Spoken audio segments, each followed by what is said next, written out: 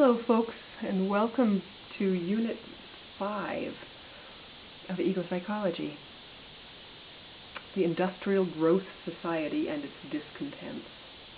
We'll have a three-parter here, starting with pathological views of ecological trauma, the trouble that we've gotten ourselves into. The week after that, we're going to look more into the history of how we got here, the history of Western philosophy and thought that has led us to this point, so we can kind of look at leverage points and know which stories we're receiving from the dominant culture, what Joanna Macy calls the Industrial Growth Society, which we might want to say no to.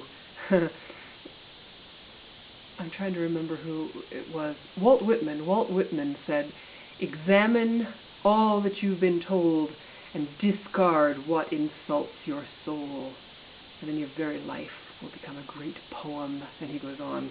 But that line, "Examine all that you've been told and discard what insults your soul," is an absolutely vital task of our time.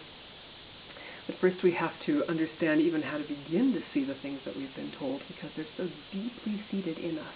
And that's the sort of thing that we're going to do for the next few weeks. Starting with the simpler, and that's where we're going to apply psychological lenses to cultural problems. It's an interesting task. I mean, psychology is actually the study of individuals, and anthropology is the study of cultures.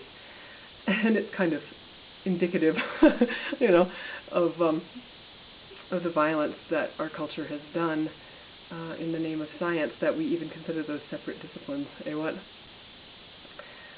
But anyway, it's not usually done, and so it'll remain to be seen what you think about this project. We're starting out with the idea of the Industrial Growth Society itself, and why are we even looking at therapy this way? We started last week by looking at, last week we looked at the idea of an ecological self, ecological identity, and people have asked, well, how is this expansion of identification to be developed? And Arnie Ness, when he was asked that question, responded that to develop ecological self, what's needed are community therapies. We'll respond to that more later on when we do ecopsychology and shamanism, because one of the answers is ceremonies and rituals. Therapy, one problem there is that therapy is supposed to come to an end, but ceremonies and rituals, as practiced by a lot of indigenous people such as the Diné or Navajo, the Balinese, the Australian Aboriginals, and others, they have no end. And so when we look at that, the fact that these folks have these continually renewing rituals, we might wonder if perhaps the tendency to lose our connection with the earth is very ancient, actually, and not just new to us. Perhaps it began as soon as we began to think. Who knows? But at the moment, we're going to look at our particular ways of disconnect, which seem to be perhaps unique to us, perhaps not. At any rate, we're experiencing them now. And I'm going to give you some diagnostic metaphors that have been proposed. And the interesting thing is that none of these have been made by psychologists. That's pretty interesting in itself. In your written lecture, you'll see a whole bunch of them. I wrote down everything I could possibly think of. In this one, I won't give you those. I'll just give you a few, and we'll go into a little bit more detail. And then I want you to, of course, check out all of them and see what you think. But some of them are more complex than others, so I'm going to give you a little bit more. Okay, one, ontogenetic crippling. That's a mouthful, eh?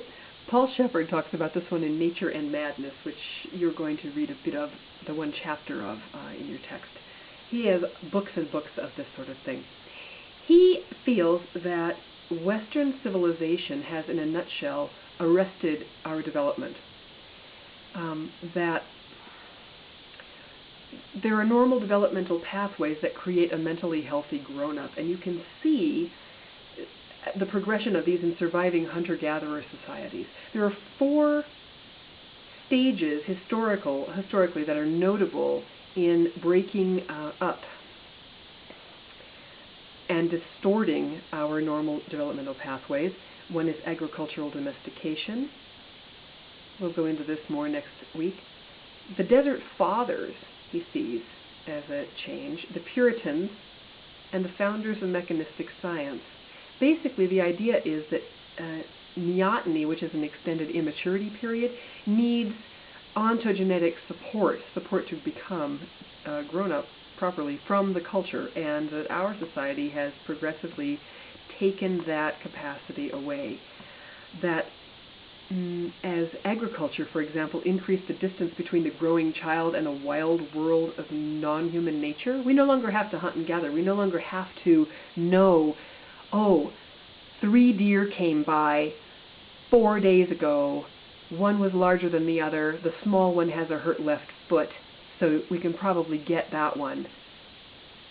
And the one is hungry. I mean, things like this that you could tell they slept there. My father could do that. He could say, oh, look, there's where deer have slept, although I don't think he knew how many or how old they are. The idea is that by Paleolithic standards, we are childish adults. We're helpless. We're like toddlers who really need to be cared for because we can't survive on our own. Agriculture took us away from some of that. This is Shepard's idea. And one of the worst consequences of this collective pathology is, as Shepard puts it, a readiness to strike back at a natural world that we dimly perceive as having failed us. The idea is that basic trust remains undeveloped in us because we don't know how to provide for ourselves. We feel that nature and society, worlds can provide for our needs now. So we're unlikely to be attracted to a worldview that demands a relentless struggle for competitive advantage, a value that the United States now thinks we need to develop. We need to develop competition rather than just there being enough, there being abundance, the world will provide. And we certainly don't have to try to take food, for example, away from all the other beings in order to be sure we have enough ourselves, as we seem to be doing now. You notice that? We really don't like it if other animals move into our territory or smaller ones take some of our food.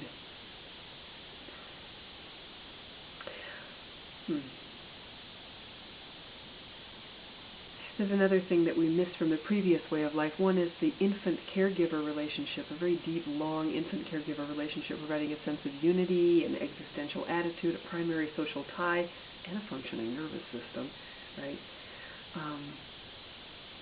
And adolescent transition rites, which provide a guiding structure for negotiating passage from the family matrix to the larger society, and also strengthens our identity structures.